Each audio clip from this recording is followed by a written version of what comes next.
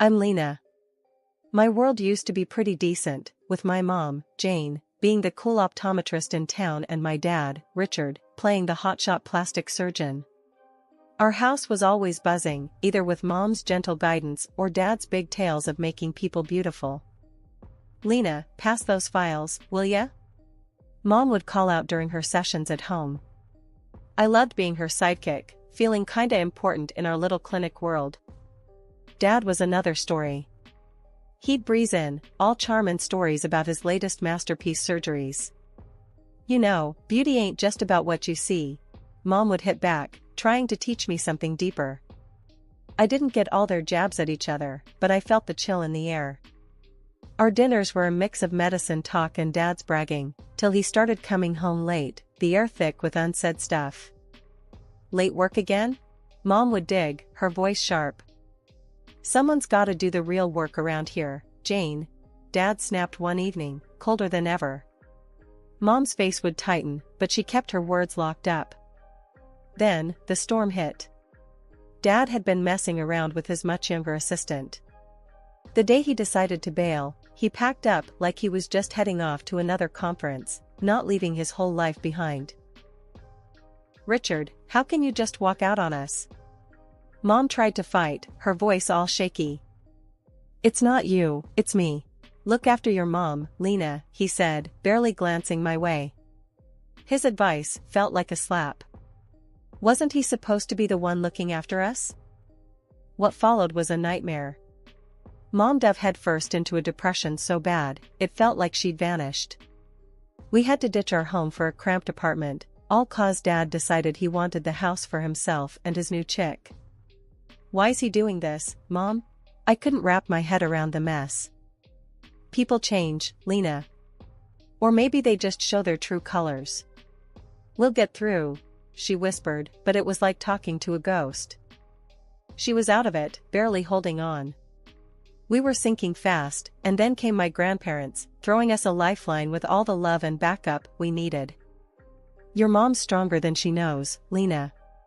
We'll help her back on her feet, Grandpa would say, him and Grandma standing like two pillars by our side. They never trash-talked Dad, but the lesson was clear, family's what you have when the world turns its back. Then came the final blow. Dad wanted the house, all for himself and his new family. Mom was too beaten down to fight, nearly letting him have it all. But then, my grandparents stepped in, guns blazing. They hired a lawyer who fought tooth and nail, managing to claw back half the house's value. That house got sold, and with that money, Mom could afford a small apartment for us. Life took a nosedive after Dad bolted. Mom, once vibrant and full of life, became a shell of herself. Our new digs? A cramped apartment that felt more like a box than a home. The shift from our comfortable life to this was like night to day, and not in a good way. Mom's clinic work dried up. She'd stare at the phone as if willing it to ring, but it sat silent, a mocking reminder of how far we'd fallen. The days she managed to drag herself to the clinic were victories, but they were few and far between. Lina, breakfast. She'd call out on her good days, her voice lacking its usual warmth. I knew those days. It meant she was trying, for me. I'd shuffle into the kitchen, finding her staring out the window, coffee untouched. You okay, Mom? I'd ask, even though I knew the answer. I'm fine, honey. Just tired. She'd lie, plastering on a weak smile that didn't reach her eyes. School became my escape. It was there I could pretend everything was normal, that my family wasn't crumbling. But kids talk, and it wasn't long before whispers of my dad's affair and our fall from grace reached my ears. Hey, Lina, heard your dad left 'cause he got tired of your mom. That true? Jack, a kid with too much mouth and too little sense, sneered one day. Shut it, Jack. You don't know anything. I'd snap back, fists clenched. I learned to fight with words, my tongue as sharp as any knife. At home, the silence was deafening. Mom and we were like two ghosts, passing each other in a fog of sadness. But then, Grandma and Grandpa stepped in. They were our rock, refusing to let us sink further. Jane, you can't let this beat you. You're stronger than this, Grandpa would say, his voice firm yet filled with concern. I know, Dad. It's just hard, Mom would respond, her voice a whisper, her spirit broken. Hard? Life's always hard. It's about getting up, dusting yourself off, and going again. Lina needs you. Grandma would chime in, no nonsense as ever. Their visits brought light into our dim world. They helped with bills, groceries, and most of all, they brought hope. Hope that things could get better, that we weren't alone. Lina, why don't you help me with this? Grandma would say, handing me a recipe. Cooking became our therapy, a way to bridge the gap the silence had created. I watched Mom slowly, ever so slowly, start to come back to life. She began seeing patients again, her clinic's phone starting to ring with life. It was a slow climb, but we were making it, step by step. You think you can handle school and helping me at the clinic? Mom asked one day, her eyes holding a spark I hadn't seen in ages. Yeah, Mom, I can. Let's do this, I said, my voice more confident than I felt. But I was ready to fight, ready to help us move forward. The struggles were real, but they made us stronger.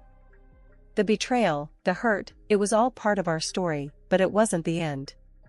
It was just a chapter, one that taught us about resilience, about fighting back when life knocks you down. Then my grandparents died quietly one after the other. They left us a legacy, a bittersweet gift that propelled us into a new chapter. With it, Mom found the strength to open her own ophthalmology clinic. It was a fresh start, a chance to rebuild from the ashes of our past. I'm thinking of naming it Visionary Futures, Mom announced one evening, her eyes shining with a mix of excitement and nervousness. Sounds like a superhero base, not an eye clinic, I joked, trying to lighten the mood. Mom chuckled, shaking her head. Maybe so, but it's about looking ahead, Lina. We're moving forward, not looking back. I helped set up the clinic, painting walls, assembling furniture, and sorting through endless boxes of medical supplies. It was hard work, but there was a sense of hope and purpose in the air that had been missing for too long. Lina, can you help me with this? Mom called out from the reception area. I walked over to find her struggling with the computer system we'd installed. Let me try, I said, taking over the keyboard. You know, for a tech-savvy generation, I'm pretty useless at this stuff. You're doing better than me. I still miss paper records, Mom replied with a sigh. The clinic slowly started to take shape, becoming more than just a building, it became a symbol of our resilience. We were both learning and growing, finding our footing in this new reality. Opening day arrived faster than we anticipated. Mom was a bundle of nerves, double-checking everything and pacing the floor of the clinic. What if no one shows up? What if we fail? She whispered to me, her usual confidence wavering. We won't, I said firmly, more to reassure myself than her. You're the best eye doc in town. People will come. And come they did. The clinic was busier than we ever imagined, with patients praising Mom's expertise and the warm, welcoming environment we'd created. It felt like we were finally turning a page, leaving the shadow of Dad's betrayal behind us. In the midst of all this, I started to find my own place in the clinic. I wasn't just the daughter of the owner, I was a part of the team, helping patients and learning more about ophthalmology than I ever thought possible. Lina, you have a real knack for this, Mom said one day, watching me interact with a particularly difficult patient. Have you ever thought about going into medicine yourself? I shrugged, unsure. The thought had crossed my mind, but it felt like a huge step. Maybe. I like helping people, and working here has been eye-opening, no pun intended. Mom laughed, pulling me into a hug. Whatever you decide, I'm proud of you. We've come a long way, haven't we? Yeah, we have, I agreed, looking around the busy clinic. We really have. As days turned into weeks, and weeks into months, the clinic thrived. We were no longer just surviving, we were living. It wasn't always easy, and the shadow of the past sometimes loomed over us, but we faced each challenge together, stronger and more united than ever. After high school, I had this crossroads moment, you know? Mom sat me down one evening, her clinic files spread out like a sea around us. Lina, she started, that serious tone in her voice that always made me listen up. Have you given any thought to becoming an optometrist? You've got the brains and the heart for it. Honestly, I had tossed the idea around in my mind, playing with it like a puzzle piece, trying to find where it fit in my future. Yeah, I've thought about it, Mom. It's just big, you know? Following in your footsteps. She smiled, that warm, reassuring smile that could light up our cramped living room. Big, yes, but not impossible. You've been my right hand here since you could barely reach the counter. You've got this, Lina. So, I took the leap. I enrolled in medical college, diving headfirst into the world of medicine. Those years were a blur of textbooks, late-night study sessions, and more coffee than I care to admit. But I made it through, graduating with a sense of accomplishment that was both mine and a tribute to the path Mom had paved for me. I interned at her clinic, getting hands-on with everything from patient consultations to managing the inventory of lenses and frames. It was during this time I continued my medical education, never letting the dream of expanding our clinic fade into the background. Then came the International Ophthalmology Exhibition in our city. It was a big deal, and Mom had been buzzing about it for weeks. Lina, this could be a game-changer for us, she'd said, her eyes sparkling with that familiar mix of excitement and determination. And she was right, but not just about the clinic. At the exhibition, I met Alex. He was there representing a major pharmaceutical company, and from the moment I saw him, it felt like someone had punched the air out of me. He had this easy charm, a smile that felt like it was just for me, and eyes that listened. We got to talking, first about the boring stuff, supply contracts, new drugs on the market, the usual. But then, the conversation drifted. He asked about my work at the clinic, about what it was like growing up in a family so dedicated to healthcare. You really love it, huh? The clinic, I mean, he said, leaning in, genuinely interested. Yeah, I do. It's more than just a job, you know? It's part of who I am, I replied, surprised at how easy it was to open up to him. He nodded, that smile never leaving his face. I get that. It's the same for me. Passion drives us. Things moved fast after that. Alex started showing up at the clinic, under the pretense of official pharmaceutical business, but we both knew it was more. He'd bring coffee, we'd steal moments between patients to chat, and before I knew it, I was falling hard. One day, after the clinic had closed and we were alone, he turned to me, took my hands in his, and said, Lina, I've never been more sure of anything in my life. I love you. My heart raced, my stomach did somersaults, and all I could manage was a whispered, I love you, too. He smiled, that now familiar smile that promised so much more. Then, Lina, will you marry me? It was sudden, but then, the best things in life usually are. Yes, I said, no hesitation. Yes, I will.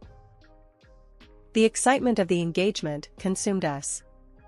We dove into wedding planning, our days filled with talk of dates, venues, and dresses. Life at the clinic was usually a calm sea, the kind you'd want after a storm's passed. That day, though, it felt like the storm decided to make a U-turn. I was sitting behind the reception desk, scrolling through wedding dresses on the clinic's computer, dreaming, planning. That's when the door banged open, like trouble decided to walk in on two legs, dressed in expensive clothes that screamed louder than their voices. The couple, a man and a woman, strolled in like they owned the place, eyeballing everything with a mix of disdain and superiority. The man, about 60, with an air that he breathed better air than the rest of us, was the first to break the silence. Hey, we need to see the doc, pronto. Got no appointment, but tell her it's urgent. He barked, his voice grating against my already fraying patience. I plastered on my professional smile, the one Mom taught me for just such occasions. I'm sorry, but we're fully booked for the next 2 weeks. I can take your number and call you if there's a cancellation? His reaction was like I slapped him with the schedule. What? You can't squeeze in a real doctor? Do you even know who I am? Before I could muster a response that wouldn't get me fired, his gaze landed on my computer screen. The smirk that crawled up his face was enough to make my skin crawl. Looking at wedding dresses on the job? And look at you, thinking someone would marry that? I felt my cheeks burn, not from embarrassment but pure, boiling anger. Excuse me, but my personal time is none of your business. Now, if you don't have an appointment, I must ask you to leave. His laughter was like sandpaper to my ears. This is how you treat people here?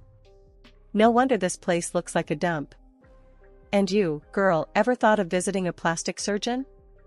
That nose and those lips could use some work. I was about to launch myself over the desk and show him exactly what this girl could do when Mom came out. Her timing was always either perfect or disastrous, depending on how you looked at it. Her eyes widened in shock. Richard? The atmosphere turned electric. Richard, the illustrious father who'd taken a hike from our lives, looked like he'd just swallowed a bug. And who might you be? His voice was laced with feigned ignorance, but the venom was palpable. Mom's backbone turned to steel. The mother of the girl you've just insulted, she shot back, her tone slicing through the tension like a scalpel. His companion, a walking advertisement for plastic perfection, piped up. Let's go, honey. This place isn't worth our time. That's when Mom turned to me, her voice loud enough to cut through the standoff. Lina, this piece of work is your biological father. Be thankful he left, we're better off without his delightful company. The man, my so-called father, Richard, recoiled as if Mom's words were physical blows. His arrogance deflated slightly, revealing a flicker of something else. Was it guilt? Or just surprise at being confronted so directly? You can't talk to me like that, Jane. I've achieved things you wouldn't even dream of. He shot back, trying to recover his earlier bravado. Mom snorted. Achieved? Destroying families? Abandoning your daughter? If those are achievements, then yes, you're quite successful. The room felt too small for the growing tension. I stood there, rooted to the spot, watching this surreal exchange between my parents. It was like watching a car crash in slow motion. You want to look away, but you just can't. Just when I thought the drama couldn't crank up any higher, Dad brushed off Mom's words like they were just pesky flies and doubled down. Look, just get the owner. My time's precious, and I'm not about to let your little clinic's reputation tank because you can't recognize importance when it's staring you in the face. Mom stood her ground, her voice calm but laced with steel. The owner? You're looking at her. And Lina here, she's not just my daughter. She's the co-owner and the future of this clinic. The look on Dad's and his new wife's faces? Priceless. Like someone had slapped them with the reality stick. Then Alex, my fiancé, sauntered in, quiet as a cat but with a presence that filled the room. Mom wasn't done, though. She launched into Dad like a missile. You left us for your assistant, stole our money, and made life a misery. But look at us now. We're standing strong, and frankly, I thank God we're rid of a nobody like you. Dad tried to puff himself up, all indignant like. Changed my mind about this place. Got my own clinic with top-notch specialists. Just needed a quick consult while on the road, that's all. That's when Alex, bless him, chimed in. Your clinic? Aren't you the same guy who botched that surgery on the Hollywood star? Got your license yanked and left drowning in lawsuits? You could practically see the steam coming off Dad. His face went from red to ghost white. That's all lies. I'm well respected in my field. Alex didn't skip a beat. Respected? The only thing you're leading in is the race to the bottom. Bankrupt, tangled in legal troubles, and now this pathetic show? Not much of a legacy. Dad just soaked it all in, face getting redder with every word, until he couldn't take it anymore. That's a load of bull. He exploded, his voice cracking under the pressure. I'm a legend in plastic surgery. My hands work magic. He gestured dramatically towards his wife, as if she was his masterpiece exhibit. Mom, Alex, and I couldn't help but take a good look at her, and, well, let's just say it wasn't a pretty sight. The work he'd done was questionable at best. Seeing our reactions, Dad's wife lost it. She hurled insults at him like grenades, her voice sharp and cutting. "Bad doctor. Bankrupt. You're a disgrace." And with that, she stormed out, leaving a silence that echoed off the clinic walls. Dad, now alone and looking smaller than I'd ever seen him, slunk off after her without another word. It was like watching the end of a sad, twisted play. After my dad and his wife made their less than graceful exit, the clinic felt lighter somehow, like we'd just aired out a room that had been closed off for too long. Mom and I shared a look, a mix of relief and disbelief. Alex stood by the reception, a silent but solid support system.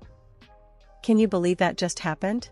I broke the silence, still reeling from the encounter. Mom let out a laugh, the tension in her shoulders easing. "Believe it? I lived it. And honestly, Lina, I'm just glad it's over." Alex came over, putting an arm around me. "You both handled that brilliantly. If that was me, I don't think I could have kept my cool." I smiled, leaning into him. "We've had a bit of practice dealing with difficult patients, but he's on another level." "Yeah, well, he's gone now. And from what I've seen, he won't be back anytime soon," Alex added, ever the optimist. Mom nodded, her gaze thoughtful. "It's strange. For so long, the thought of facing him seemed like the ultimate showdown. Now that it's happened, it feels like, I don't know, like closing a book I've been reading for too long." "That's because we're on to the next chapter," I said, feeling a surge of hope. "And this time, we're writing it on our terms." As the day wound down, I found myself staring at the door Dad had walked out of. It was just a door, but it felt symbolic, like the barrier between our past and our future. "Thinking about locking that door and throwing away the key?" Alex joked, coming up beside me. "Something like that," I admitted. "But more about all the doors that are still open for us." Mom joined us, her arm linking with mine. "He may have left a shadow here once, but we're the ones who choose what fills this place now. Love, care, and a whole lot of hard work." "Yeah, and a no jerks allowed policy," I added, earning a chuckle from both of them.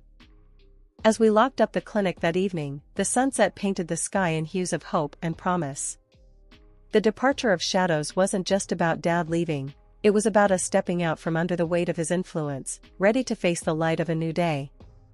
A few months down the line, the wedding bells were ringing. Me and Alex tied the knot in this cozy little ceremony.